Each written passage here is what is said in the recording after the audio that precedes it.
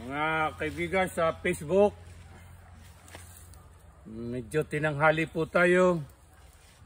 Napakahirap pong akyatin ang bundok Tilaok. Lalo na ngayong panay ang pagpatak ng ulan dito. Papasok na po tayo sa Kawayanan. At ito po ay bahagi ng bundok Tilaok.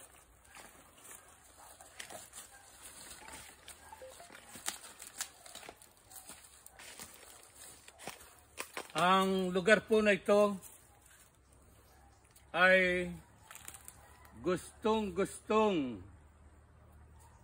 panirahanan o paglunggaan ng mga ahas. Katulad ng sawa,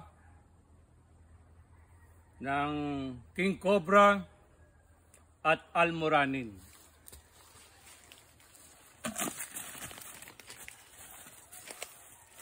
Kapag nakakarinig po kayo rito ng tilaok, akraok, akraok, yun po ay tilaok ng manok. Ang marinig po natin dito ay ang tilaok ng ahas. Kapag nakarinig po kayo ng tilaok ng ahas, ang ibig sabihin po, ang ahas na yun ay may anak.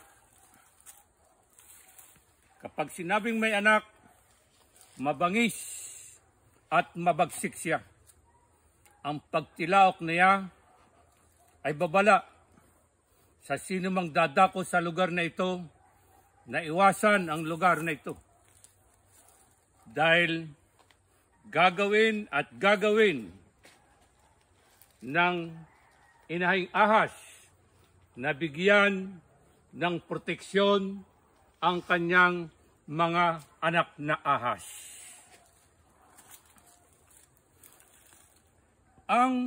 Mayroon po tayong tinatawag na universal love. Anumang uri ng hayop, saan man panig ng daigdig, kapag siya ay may anak, ay bibigyan niya ng proteksyon. Sa tao, saan man din panig ng daigdig, sa kanilang anak, ay sinisiguro nila na mabigyan ng kaligtasan. Gagawin ng magulang ang lahat ng maibibigay niya upang mabigyan ng proteksyon ang kanilang anak at mabigyan ng magandang kinabukasan. Lalo na yung tinatawag na edukasyon. Kaya mga bata, huwag kayong pasaway sa inyong mga magulang. Dahil ginagawa nila ang lahat upang mabigyan kayo ng proteksyon at kaligtasan. Gagawin nila ang lahat upang maibigay at madala kayo sa isang mabuting kinabukasan. Kung kayo ay nag-aaral, mag-aral na mabuti. Huwag kayong magbulakbol o ang tinatawag na school bukol.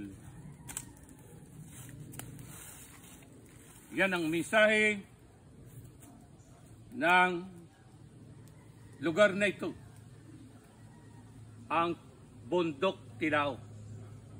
Ito po ang alamat ng bundok Tilaok.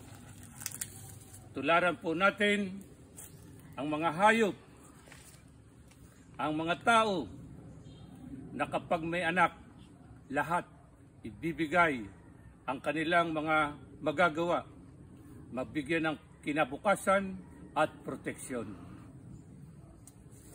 Ang nakikita po ninyo ay ang hawak kong tungkod na ginamit ko sa pag-akyat sa bundok na ito ng Tilaok. Ito po ang tinatawag na tagbak. Kapag naamoy ito ng ahas, lumalayo sila.